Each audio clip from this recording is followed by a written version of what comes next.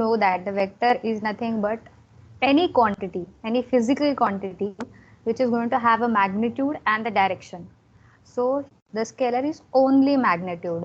So you can say, when you say I want to go and I want to do something in computer graphics, then color, height, depth, width, brightness, number of frames which are there in the graphics are nothing but it's representing the scalar quantity. And if you consider a vector, we have seen these three examples. Wind, wind is going to have magnitude and a direction. Force is going to have value and the direction. And sound is going to have intensity and the direction. So direction along with some kind of magnitude. So either it will be represented in terms of value or intensity or exactly the magnitude itself. Now, who has published the work regarding the quaternions? Now, as the name suggests, quarter means 4. So, any quantity which represent 4 things. In this case, what 4 quantities he is trying to represent is nothing but a single representation of a union of scalar and a vector.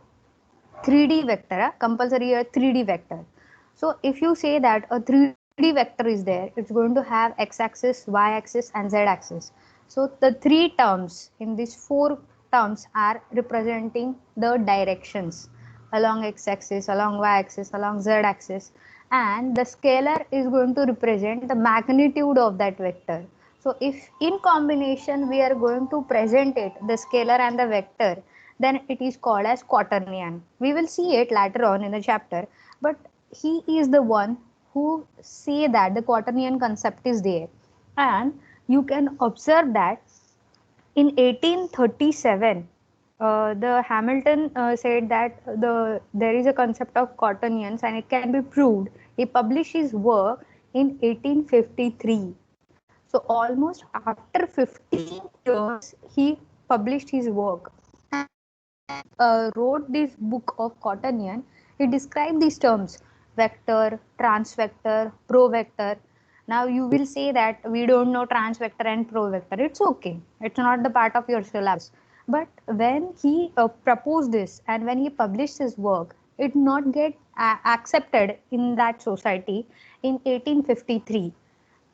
After almost 30 years, Joseph Gibbs is one more mathematician and he published his thesis, small thesis on vector analysis in 1881. So after 30 years, when Gibbs says, yes, there is a term called as vector and we can prove that it is representing the magnitude along with the direction, and it will help us in order to judge what a shape is doing in 2D or in 3D or even in ND. We will be able to express that shape with the help of these vector quantities. Then it got accepted. So almost 1837 to 1881, almost 50 years it took to just prove that the vector concept is there.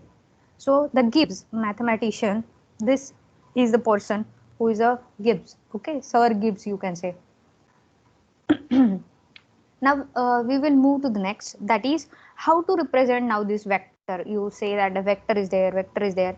So if you want to represent any vector, then you need some value along x-axis for 2D vector and some value along y-axis, and to that you are going to attach I and j.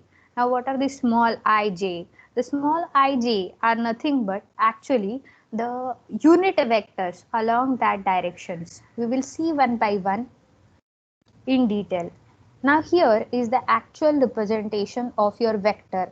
Let me take a pen, and either you can represent it vertically, that is n is equal to, in matrix format you are observing it's columnar matrix, means one column and two rows are there.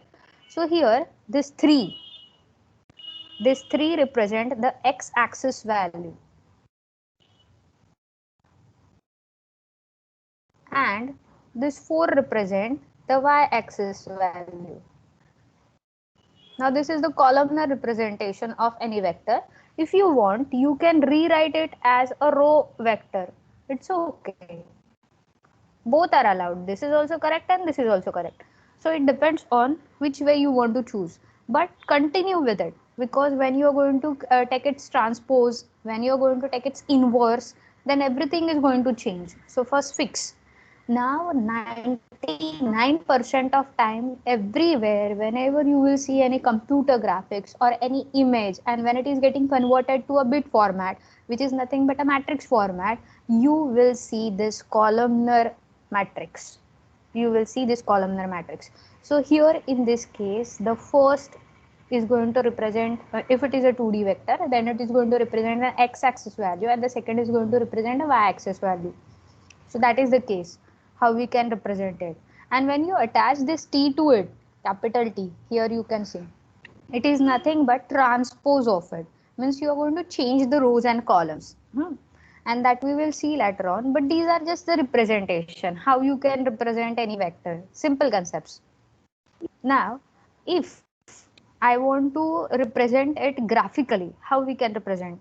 Now, the picture which you are seeing, this picture, here the x-axis is there, y-axis is there, and this line segment is there. This is the line segment. Okay. Now here you can say why we are saying it as a line segment, because as no directions are there, it is fixed that suppose this is 3 units, 3 centimeter. If you consider this one block as 1 centimeter, then this is 3 centimeter. Line segment means cut it. The end points are there. This A and B is going to have the end point. So end points exist. If end point exists, then it is not going to go in a particular direction. It is fixed. So it is not having direction, but then also it is a vector. Why it is a vector? Because when you have drawn it, though fixed direction is there and it is not moving, but you can say that it is there in the first quadrant. So in a way you will be able to express the direction of this vector. One example of a vector of a line segment. Now this is the example which we are going to take forward. Now all of you take a pen and paper and draw this diagram as it is. What is important is you should draw this x-axis and the y-axis. As you observe this 1, 2, 3, keep it equal, and then we will see the vector addition and subtraction and what is exactly happening over there. So for till the time you are drawing the diagram, I will write down the coordinates of it. First, I have kept it blank so that you will be able to imagine that what are the values of it. And now I am writing the values of x and y. Simultaneously, all of you draw this diagram.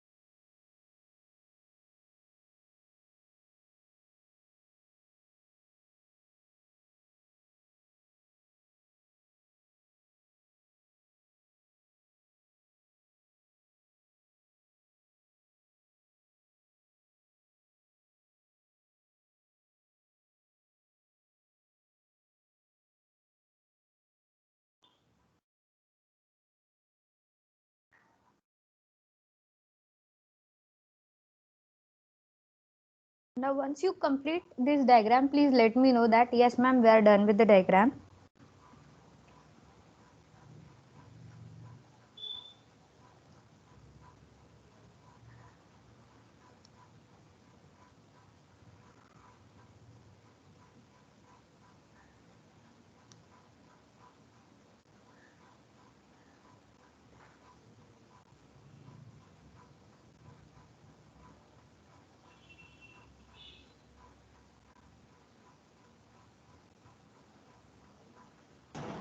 Yes, ma'am, it's done. Okay. Now, here you can observe that the first vector is r and the second vector is s. If suppose graphically we want to show that we are adding these two vectors, what it means? When you say r plus s, it is nothing but you are taking this r and you are simply attaching s to it. Means what? If this is your r, then you are taking this s and you are fitting it exactly on it. Now, as both are in opposite direction and both are having the same magnitude, you will be able to see that they are cancelling their effect. So that's the case which you can see or you can observe. So it is very simple to understand that if R and S both are in opposite direction, so simply adding means fitting them.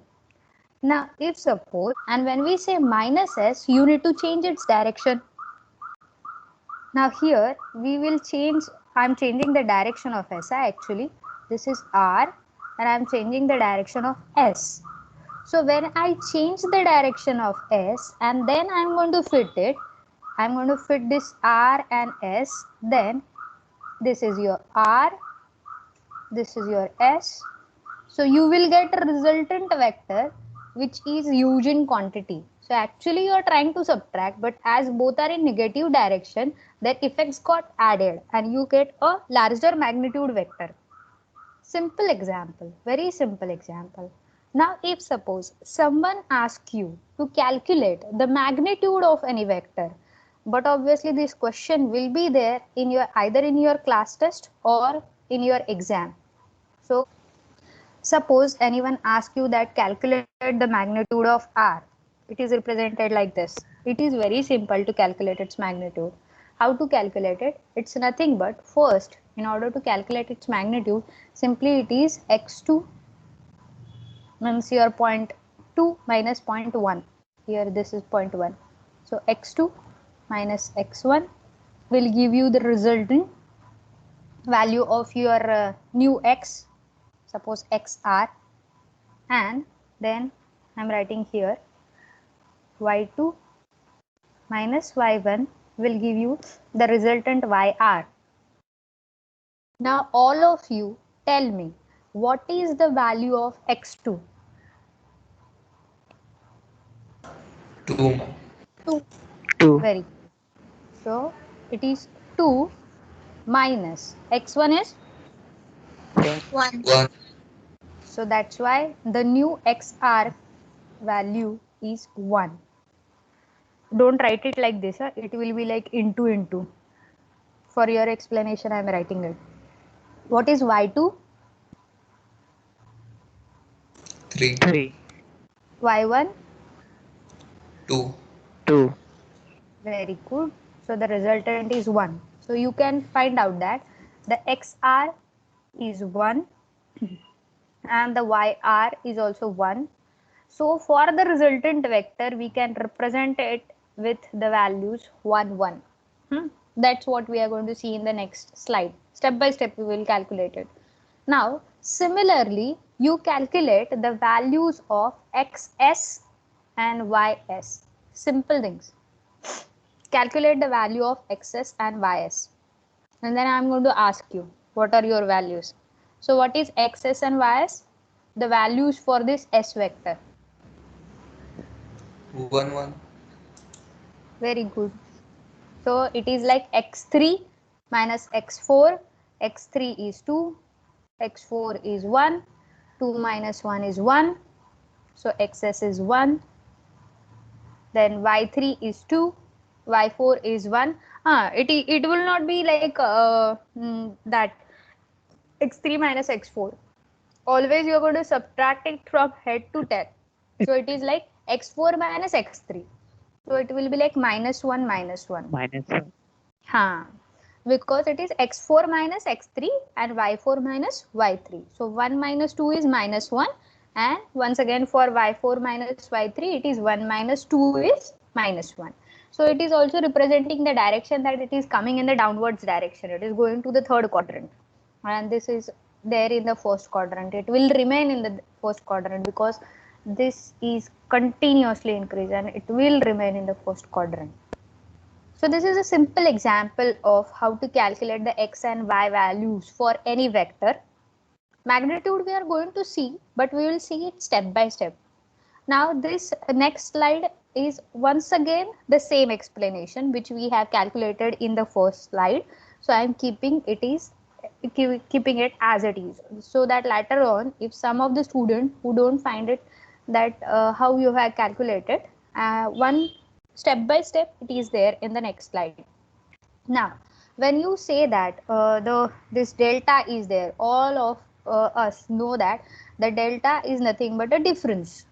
When you say a vector is there, if this is your vector, then this part is called as head of the vector and it is represented by h, and this part is called as tail of your vector and it is represented by t, capital or small, depending on how you are using it. So is it clear what is the head and what is the tail? So that now onwards, whenever we are going to refer to any vector, when we are going to calculate the magnitude of it, then we are going to write it like xh, yh and xt, yt. So when you say this is this point and the tail is represented by this point. Is it clear? Very simple concept, but is it clear? Yes, ma'am. Yes, ma'am. Okay. This is the diagram and you are going to calculate all the values of it. Now how you are going to calculate? First write down all the coordinates.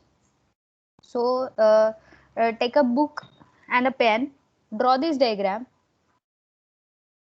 and observe it carefully. In the center there is 0 0 and this is your x value 1, x value 2, here y value 1, y value 2, this is x minus 1, x minus 2, this is y minus 1 and y minus 2.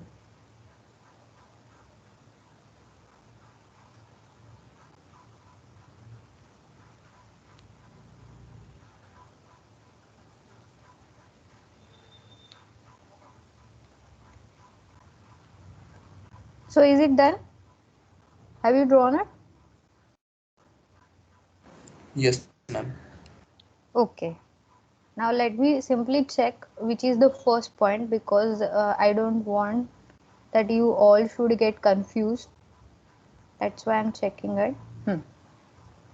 So the first point is this: P1, P2, P3, P4, P5, P6, this is P7 and this is P8, and we will treat these center points as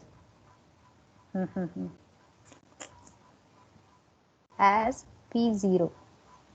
This point we are treating at P0. Now what you are going to do? I will first show you the next slide. See here. So these many columns you are going to draw, and how you are going to write down xh, first column. Write down this xh, yh, xt, yt, delta x. What is delta x? It is head minus tail or tail minus head? Tell me, is it head minus tail or tail minus head? Head minus tail. Very Head good. minus 10. Very good. So it is head minus tail. So you know this head, you know this tail, 2 minus 0, and that you are going to put here. So 2 minus 0 is 2. And same for y. This is yh, y minus yt. So this is your yh, that is 0, yt, that is 0, and 0 minus 0 is 0. The next part, that last column, I will tell you. Okay, so keep it blank. Don't do anything, but write down all these values. And once you are done, let me know. Now, so that's why I'm moving to the next slide. It is also the same slide. But here you will observe that we have calculated the values. Okay. The first thing which we are calculating is only focused on delta x and delta y. And how to calculate the magnitude? The formula for calculating the magnitude is nothing but under root of delta x square plus delta y square. That's it. So add these both, take the square of this delta. Okay, delta x, take its square. Delta y, take its square. Add both and take its under root. That's it. Now, the first value of delta x is 2. The second is 0. 2 square is 4. 0 square is 0. That is nothing but under root of 4. Now, why I am keeping it as it is? If you want to change, you can. But you can observe this value. It's there. So, here on this part, I am simply showing you how you are doing the calculation. So, under root of 4 is nothing but 2. Now, for second. 0 square is now all. So what is 0 square? 0. 0 0. square.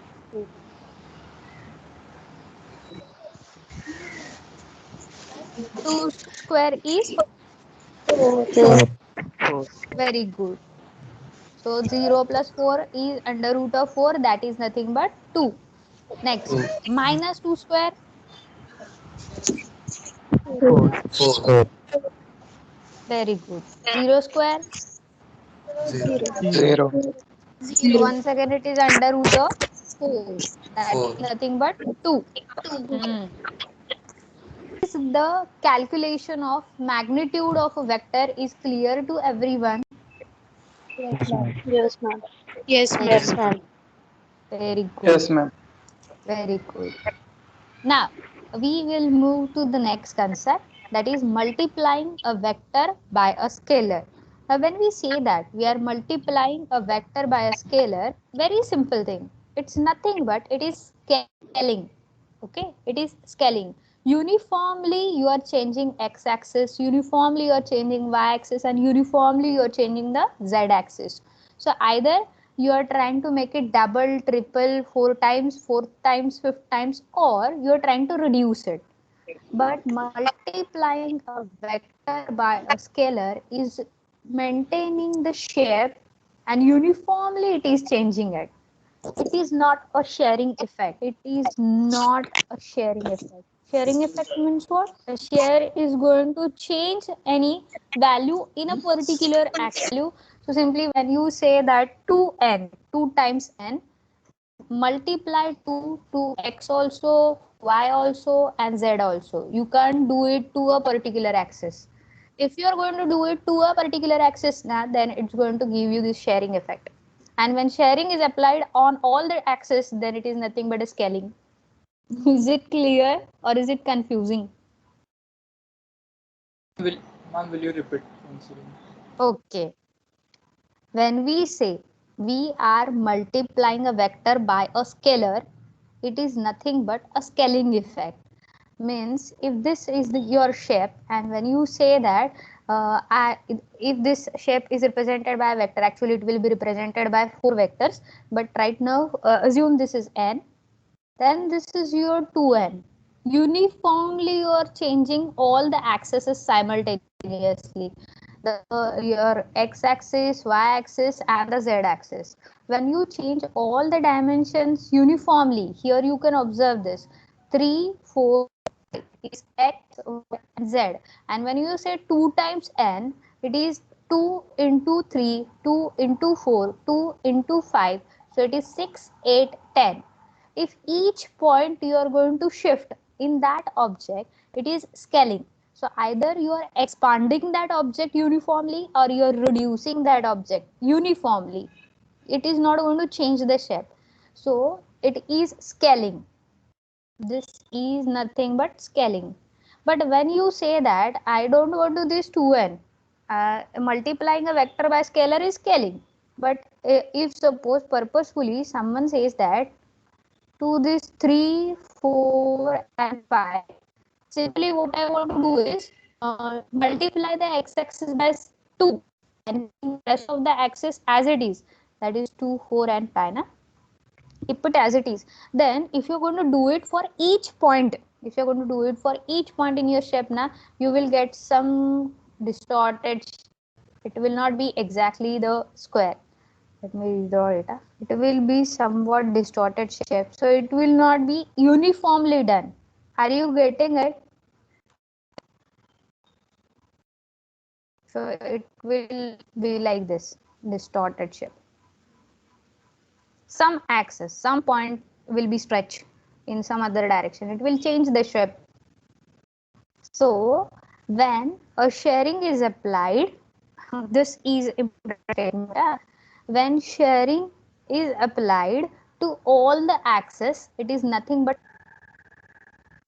Is it getting clear? Or should I repeat Yes, it ma'am. again? Okay. If anyone is having doubt, you can ask me. So what did I say? You all are going to repeat it. If sharing is applied to all the axes, it is nothing but scaling. Say it.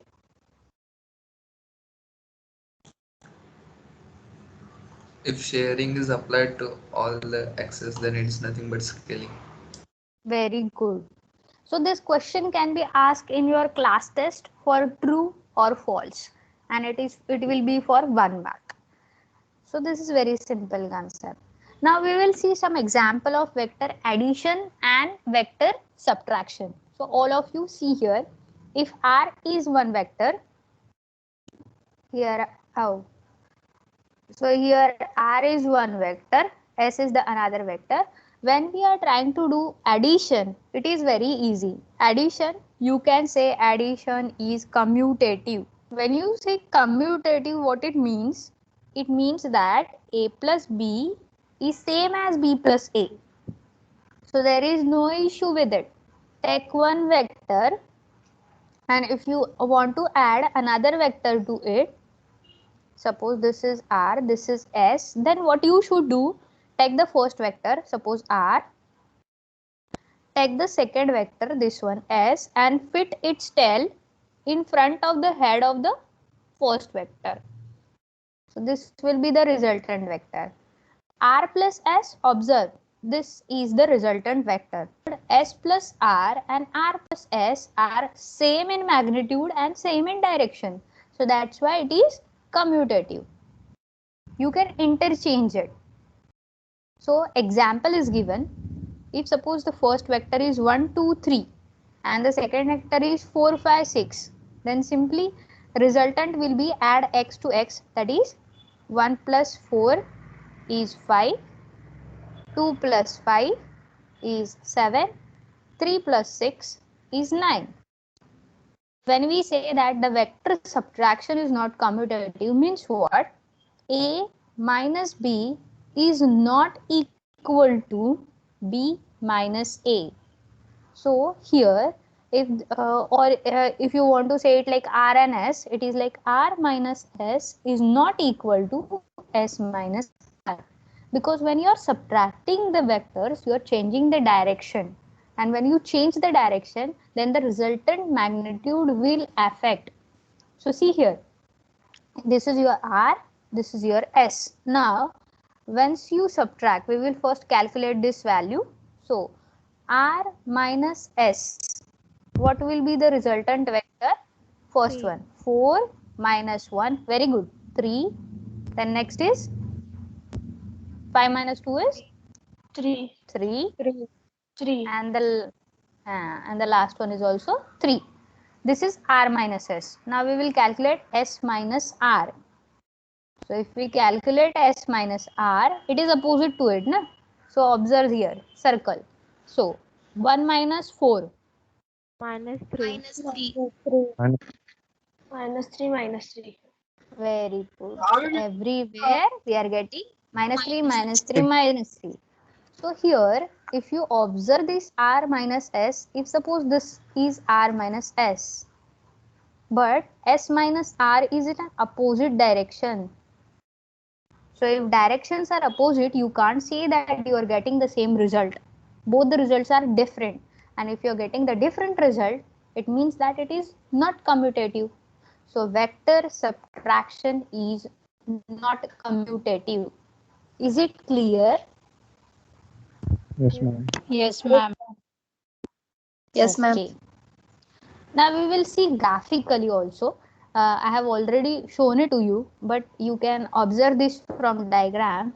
If R is this first vector and s is r is the first vector and s is the second vector. When we say that take this r, then take your s, wherever that s is, bring that s to the head of your r, to the first vector, and then fit it. And once you will fit it, then calculate the addition, and whatever result you will get, this is that r plus s. So graphically, if you want to represent it like this: take the vector r, take s, and then r plus s. So if for 2 marks a question is asked in your theory exam that explain the terms vector addition and vector subtraction, then you are expected to draw this diagram for addition. Take one example, calculate its value, take any example, 1, 2, 3, 4, 5, 6, do its addition, do the other way also, write down that vector addition is commutative for the next diagram. Let me show you. So for vector subtraction, as you all can observe that previously this was your s. So when we say that we want to do subtraction, we are changing its direction. And when we are changing the direction, what the rule says, take the first vector, that is suppose r, and this is now your minus s, fit it. How you are going to fit this vector to this vector? Means how you are going to fit minus s to r? Simply you are going to drag it in such a way that head of r should meet the tail of s, and then the resultant vector is nothing but your r minus s. So this is the graphical representation of your vector. Vector subtraction, once again you are going to create vector subtraction.